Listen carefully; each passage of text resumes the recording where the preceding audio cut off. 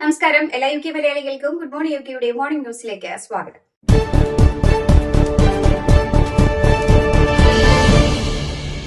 ഖത്തറിലെയും ഇറാനിലെയും ഊർജ്ജ കേന്ദ്രങ്ങളിലേക്കുള്ള ആക്രമണങ്ങൾക്ക് പിന്നാലെ യൂറോപ്പിലും യു കെയിലും ഗ്യാസ് വില കുത്തനെ ഉയർന്നു. ഖത്തറിലെ പ്രധാന ഗ്യാസ് ഉൽപാദന കേന്ദ്രമായ റാസ് ലാഫ് ആൻഡ് ഇൻഡസ്ട്രി സിറ്റിയിൽ നടന്ന ആക്രമണമാണ് ഈ വിലവർദ്ധനയ്ക്ക് പ്രധാന കാരണം. ഇതിനെ തുടർന്ന് യുണൈറ്റഡ് കിങ്ഡം, ഫ്രാൻസ്, ജർമ്മനി ഉൾപ്പെടെയുള്ള രാജ്യങ്ങൾ ഇറാന്റെ ആക്രമണങ്ങളെ ശക്തമായി അപലപിച്ചു. സിവിലിയൻ ഇൻഫ്രാസ്ട്രക്ചറിനെ ലക്ഷ്യമാക്കുന്നത് നിർത്തണമെന്ന് അവർ ആവശ്യപ്പെട്ടു. അതേസമയം American president Donald Trump Japan പ്രധാനമന്ത്രി സെനൈ ടെക്കാച്ചിയോട് കൂടുതൽ പിന്തുണ നൽകുവാൻ ആവശ്യപ്പെട്ടു. വൈറ്റ് ഹൌസിൽ നടന്ന കൂടിക്കാഴ്ചയിലാണ് ട്രംപ് ഈ ആവശ്യവുമായി രംഗത്തെത്തിയത്. ഇറാൻ സംഘർഷത്തെ തുടർന്ന് പ്രധാന എണ്ണ ഗതാഗത മാർഗമായ സ്ട്രെയിറ്റ് ഓഫ് ഹോർമൂസ് ഏറെക്കുറെ അടച്ച നിലയിലാണെന്നും മൈനുകൾ നീക്കം ചെയ്യുവാനും എണ്ണക്കപ്പലുകൾക്ക് സുരക്ഷ ഉറപ്പാക്കുവാനും കൂടുതൽ കപ്പലുകൾ അയക്കുവാൻ അമേരിക്കയുടെ സഖ്യരാജ്യങ്ങളോട് ട്രംപ് ആവശ്യപ്പെട്ടിരുന്നു. എന്നാൽ യുദ്ധത്തിൽ പങ്കുചേരില്ലെന്ന് സഖ്യകക്ഷികൾ പ്രതികരിച്ചിരുന്നു. തുടർന്ന് അമേരിക്കയ്ക്ക് മറ്റാരുടെയും സഹായം അനിവാര്യമല്ലെങ്കിലും സഖ്യബന്ധം നിലനിർത്തുന്നതിനായി ജപ്പാൻ പോലുള്ള രാജ്യങ്ങൾ മുന്നോട്ട് വരുന്നതാണ് നല്ലതെന്ന് ട്രംപ് വ്യക്തമാക്കി. കെന്റിൽ പടരുന്ന മെനിഞ്ചൈറ്റിസ് രോഗബാധയുടെ 6 പുതിയ കേസുകൾ കൂടി സ്ഥിരീകരിച്ചതോടെ പ്രതിരോധ നടപടികൾ കൂടുതൽ ശക്തമാക്കിയതായി ആരോഗ്യമന്ത്രി അറിയിച്ചു. രോഗം മുമ്പ് കണ്ടിട്ടില്ലാത്ത തോതിൽ വേഗത്തിൽ പടരുകയാണ് എന്നതിനാൽ ആശങ്ക നിലനിൽക്കുന്നുവെന്ന് അദ്ദേഹം പറഞ്ഞു. എന്നാൽ പൊതുജനങ്ങൾ ഭയപ്പെടേണ്ട സാഹചര്യം ഇപ്പോൾ ഇല്ലെന്നും മുൻകരുതലുകൾ നിർണായകമാണെന്നും അദ്ദേഹം വ്യക്തമാക്കി. ഇതുവരെ ഏകദേശം 1500 പേർക്ക് വാക്സിൻ നൽകിയിട്ടുണ്ട്. പ്രത്യേകിച്ച് ബാധിതരുമായി ബന്ധമുള്ള വിദ്യാർത്ഥികളും സമ്പർക്കത്തിലുണ്ടായിരുന്നവർക്കുമാണ് കൂടുതൽ വാക്സിൻ ലഭ്യമാക്കുന്നത്. ഇപ്പോൾ മൊത്തം സ്ഥിരീകരിച്ചതും സംശയിക്കുന്നതുമായ കേസുകൾ 27 ആയിട്ടാണ് ഉയർന്നിട്ടുള്ളത്. കെന്റിലെ 4 സ്കൂളുകളും 2 സർവകലാശാലകളും രോഗബാധയെ സ്ഥിരീകരിച്ചിട്ടുണ്ട്.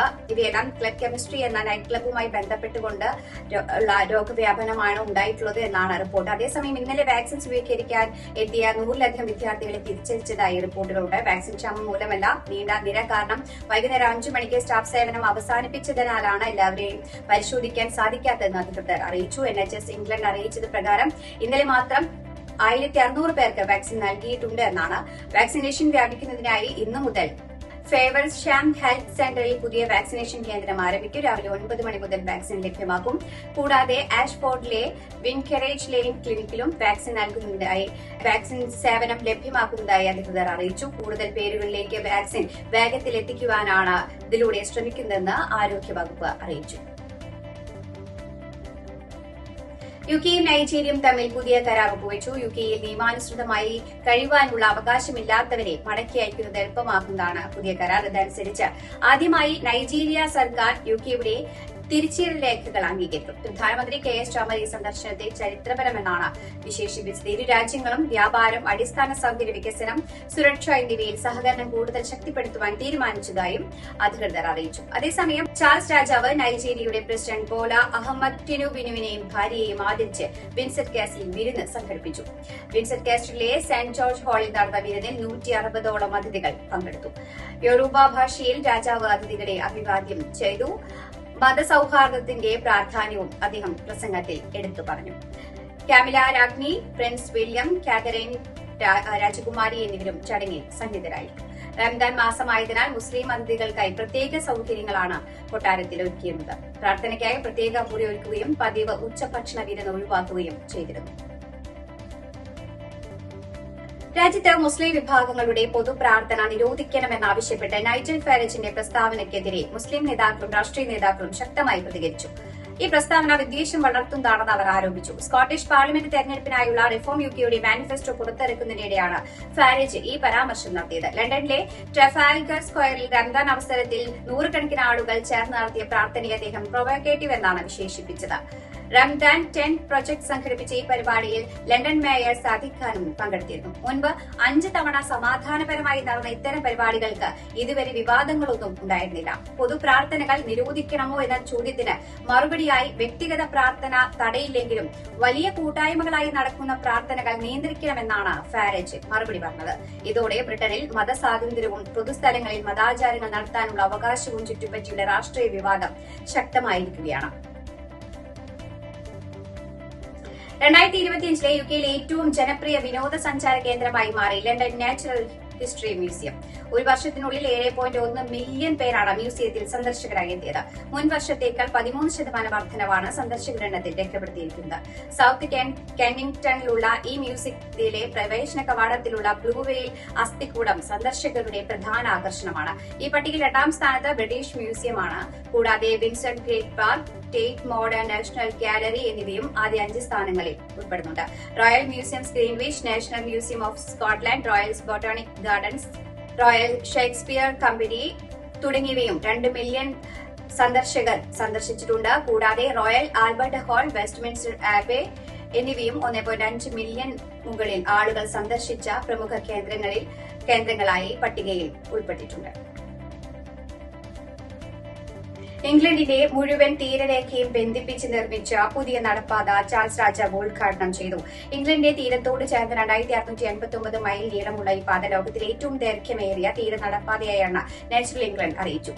കിങ് ചാൾസ് മൂന്നാമൻ ഇംഗ്ലണ്ട് കോസ്റ്റ് പാത്ത് എന്ന പേരിലുള്ള ഈ പദ്ധതി ആദ്യമായി ഇംഗ്ലണ്ടിന്റെ തീരരേഖ മുഴുവൻ ബന്ധിപ്പിക്കുന്ന തുടർച്ചയായ നടപ്പാതയാണ്.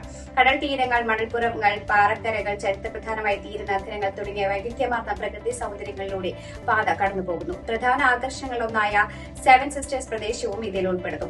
ഇത് പുതിയ ദേശീയ പ്രകൃതി സംരക്ഷിത മേഖലയെ പ്രഖ്യാപിച്ചതായും അധികൃതർ അറിയിച്ചു. South downs national park authority സംഘടിപ്പിച്ച ചടങ്ങിലാണ് രാജാവ് പാതയും സംരക്ഷിത പ്രദേശവും ഉദ്ഘാടനം ചെയ്തത്. ഈ പദ്ധതിയുടെ ഭാഗമായി 1000 മൈലിലധികം പുതിയ പാതകൾ നിർമ്മിക്കുകയും നിലവിലുള്ള പാതകൾ മെച്ചപ്പെടുത്തുകയും ചെയ്തു.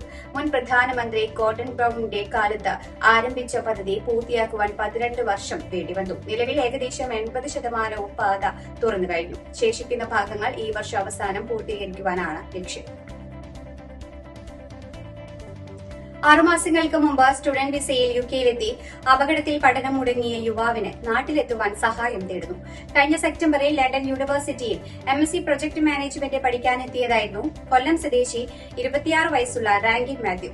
മാസങ്ങൾ നീണ്ട അന്വേഷണത്തിനിടയിൽ കിട്ടിയ കാറുകൾ പൊളിച്ചു നിൽക്കുന്ന വെയർഹൌസിലെ ജോലിക്കിടെയുണ്ടായ മാരകമായ അപകടത്തിൽ നട്ടെല്ലിനും കാലിനും പരിക്കുപറ്റിയ ഇദ്ദേഹം ഇപ്പോഴും കിടപ്പിലാണ്. നീണ്ട ആശുപത്രിവാസത്തിനിടയിൽ പഠനവും മുടങ്ങി. നാട്ടിൽ നിന്ന് വീടും സ്ഥലവും പണയപ്പെടുത്തി 15 ലക്ഷം രൂപ ലോണെടുത്താണ് ഇദ്ദേഹം യുകെയിൽ പഠനത്തിനായി എത്തിയത്. യൂണിവേഴ്സിറ്റിയിൽ അടച്ച ഫീസ് തിരികെ ലഭിക്കില്ല. ഒപ്പം സ്ക്രാപ്പ് യാർഡിലെ ജോലി കാഷ്വൽ ജോബായിരുന്നാൽ അവരും സഹായിക്കില്ല.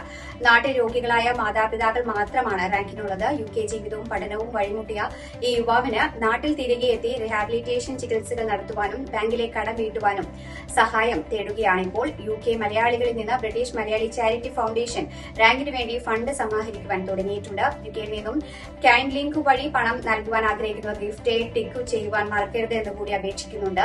നിങ്ങൾ നൽകുന്ന ഓരോ പൗണ്ടിന് യുകെ ഗവൺമെന്റ് 25 പെൻസ് ഗിഫ്റ്റ് എയ്ഡായി തിരിച്ചു നൽകുമ്പോൾ അത് 1.25 പൗണ്ടായി ഈ കുടുംബത്തിന് ലഭിക്കും. ബ്രിട്ടീഷ് മലയാളി ചാരിറ്റി ഫൗണ്ടേഷൻ പോലെയുള്ള രജിസ്റ്റേർഡ് ചാരിറ്റികൾക്ക് മാത്രമാണ് ഗിഫ്റ്റ് എയ്ഡ് ക്ലെയിം ചെയ്യുവാൻ സൌകര്യമുള്ളത്. ചാരിറ്റിയുടെ ബാങ്ക് അക്കൌണ്ട് വഴിയും സഹായം നൽകാവുന്നതാണ്. സഹായിക്കാൻ കഴിയുന്നവർ റാങ്കിനെ സഹായിക്കണമെന്ന് അഭ്യർത്ഥിക്കുന്നു. ഇതോടുകൂടി വാർത്താ ബുള്ളറ്റിൻ ഇവിടെ അവസാനിക്കുകയാണ്. എല്ലാ പ്രേക്ഷകർക്കും നല്ലൊരു ദിനം ആശംസിക്കുന്നു. കൂടുതൽ വാർത്തകളുമായി നാളെ കണ്ടുമുട്ടാം. എല്ലാവർക്കും നന്ദി, നമസ്കാരം.